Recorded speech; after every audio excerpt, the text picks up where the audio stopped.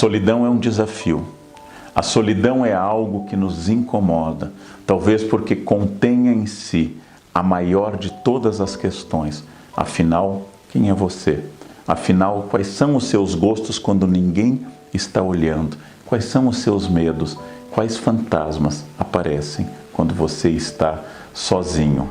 A narrativa fundacional da nossa cultura, o Gênesis, começa com uma questão muito curiosa. Deus criou todos os animais aos pares, macho e fêmea. Criou elefantes, leões, criou girafas, criou peixes aos pares. Todos tinham a espécie masculina e feminina. Apenas um ser nasceu sem complemento. Apenas um ser, criado à imagem e semelhança de Deus, segundo a narrativa do Gênesis, nasceu sem ninguém. Este alguém, Adão, homem, este alguém não tinha outra pessoa. E Deus acaba dizendo: não é bom que o homem esteja só, e criou uma companheira a partir da costela de Adão. É importante notar que Adão não reclama da solidão.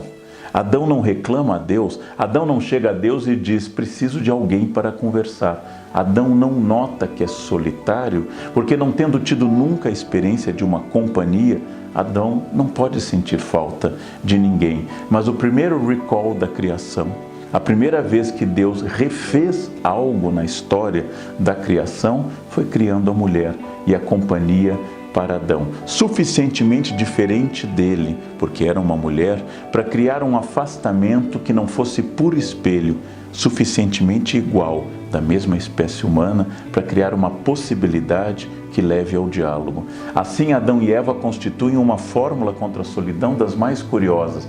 É preciso que eu seja ligeiramente diferente das pessoas, para que elas não sejam apenas o reflexo do meu narciso.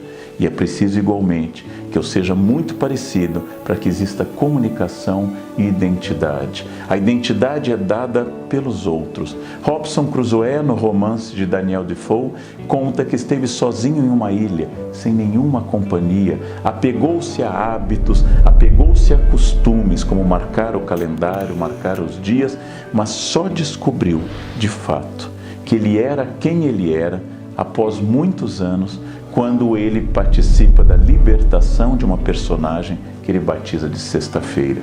A partir de então, olhando para o outro, Robinson Crusoe sente que ele é plenamente uma pessoa, é um europeu, tem uma cultura específica. Sem o outro eu não sei quase nada sobre mim. Se você é alto, se você é baixa, se você é magro, se você não é, tudo isso depende da comparação com outra pessoa. Eu estou no outro. Por isso que o grande poeta francês Rimbaud diz em um verso extraordinário a afirmação obscura: eu é um outro.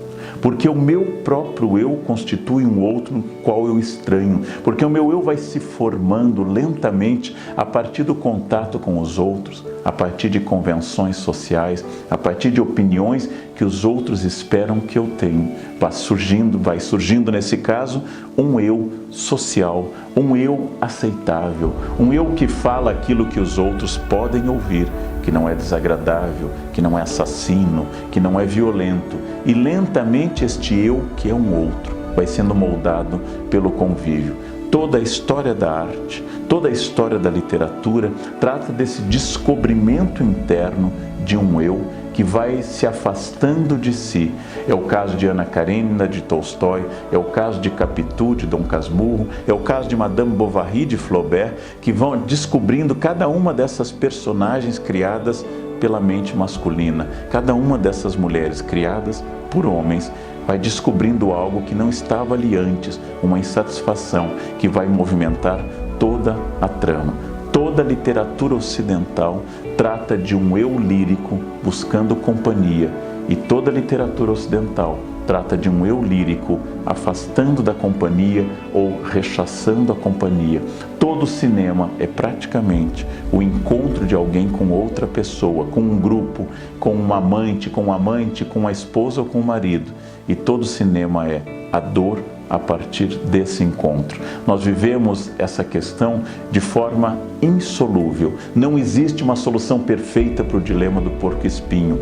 Porém, eu posso, sem dúvida, através da minha consciência, através da reflexão literária, psicanalítica e filosófica, simplesmente me dar conta de que eu nunca estarei pleno estando sozinho e nunca estarei pleno estando com outras pessoas, que as minhas incompletudes são levadas para o grupo e são levadas igualmente para dentro de mim quando eu estou sozinho, porque eu me carrego com meus medos, com as minhas angústias, com os meus dramas, inclusive para a solidão. Mas é preciso o equilíbrio, um equilíbrio recomendado amplamente na história da filosofia ocidental, da capacidade que eu tenho de exercer coisas sempre individuais, como ler um livro, como abrir uma página e descobrir através de um diálogo com outro eu, que é o autor, com outra fonte que não sou eu, um diálogo que vai me marcando, eu vou reelaborando internamente este prazer extremo, que é a capacidade de ler,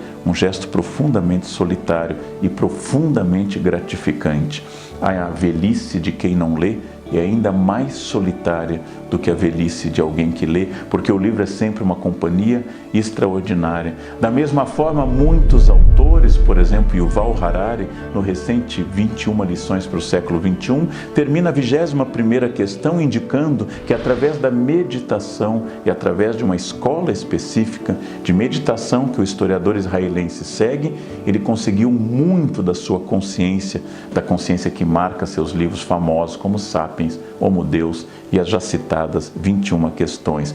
É na meditação que ele afirma praticar por 2 horas por dia que ele encontra uma consciência que permite que ele pense e vá ao encontro dos outros e vá ao encontro das pessoas como outra fonte de conhecimento e de autoconhecimento. Então há muitos caminhos para eu entender que através de uma simples casca, de um verniz, que é uma ligeira angústia porque eu não estou com ninguém, eu estou escondendo coisas muito mais densas e não estou me permitindo o exercício prazeroso de olhar para mim, de pensar em mim acompanhado de um livro, de um chá, de um vinho, de um copo d'água, ou simplesmente escutando uma música, que naquele momento eu transformei solidão em solitude e eu cresço e tenho mais a levar para os outros, tenho mais questões para indicar para as outras pessoas, tenho mais capacidade de transformar as minhas angústias em reflexões, porque eu nunca serei perfeito, mas sou perfectível, ou seja, sou possível de uma adaptação em busca de objetivos maiores. A consciência é muito importante, senão eu sofrerei acompanhado e sofrerei só. Se eu não harmonizar minimamente o meu ser com este eu que é um outro, segundo Rimbaud, é muito difícil que eu consiga conversar com qualquer pessoa, que eu consiga estabelecer o contato com qualquer outro ser humano, se eu não tiver um mínimo de coerência interna, de consciência interna, para poder saber que eu nunca serei outra pessoa, mas que eu não sou uma consciência isolada no universo, que eu vivo em comunidade, que eu sou um animal político, como quer Aristóteles, que eu sou uma pessoa diluída em grupos maiores e que tem que dialogar com esse exercício de limitação da minha vontade, quase sempre, que é o grupo maior. É nesse jogo entre o homem individual e o homem grupal, entre o ser humano isolado e o ser humano no bando, o ser humano em família. É nesse jogo que nós constituímos a própria humanidade. Os humanos não se tornaram poderosos por terem garras melhores.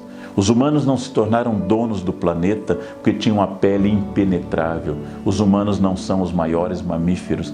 Os humanos são frágeis. Os bebês humanos estão entre os mais frágeis bebês de todos os mamíferos. Nós nos tornamos fortes unicamente por um motivo: a capacidade de compartilhar com o grupo tarefas. Nenhum de nós é capaz, provavelmente, de construir a simples máquina que você tem diante de você, um computador. A maioria absoluta dos humanos, como eu, não sabe como fazer um computador, não sabe sequer como fazer uma calça, não sabe como construir um carro, mas é o agrupamento de humanos que deu tudo isso a nós nesse jogo permanente de troca, de sociabilidade, de tecnologia, de mútua dependência, pelo fato de que eu não sei tudo e ninguém sabe tudo, mas que esses saberes díspares podem ser agrupados em uma sociedade complementar. Esse é o grande jogo, muito complicado de ser atingido. Esse é o grande jogo que nos faz sermos isolados, sermos solitários, mas buscarmos a sociabilidade do grupo, a complementariedade do grupo, a capacidade técnica de eu não ficar perfeitamente isolado, de eu não ficar perfeitamente voltado para mim. Esse jogo entre solitude e solidão é um jogo extraordinário e deve ser praticado com consciência. Eu continuo sendo eu quando estou em família ou entre amigos.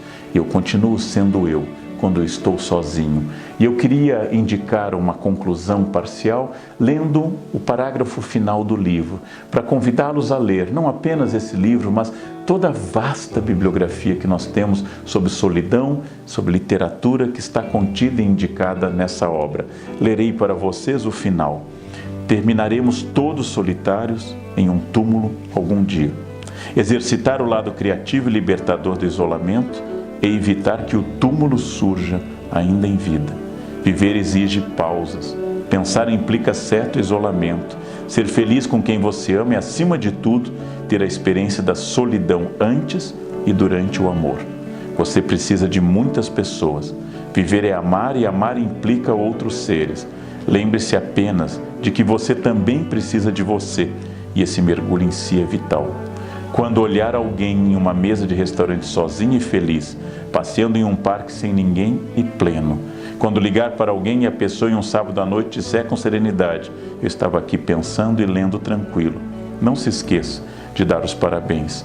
Aquela pessoa já descobriu a faceta libertadora da solidão, tornada amiga. Está apta para voltar ao convívio dos outros, porque já convive consigo. Se você não se suporta, quem conseguirá fazê-lo? Foi um prazer.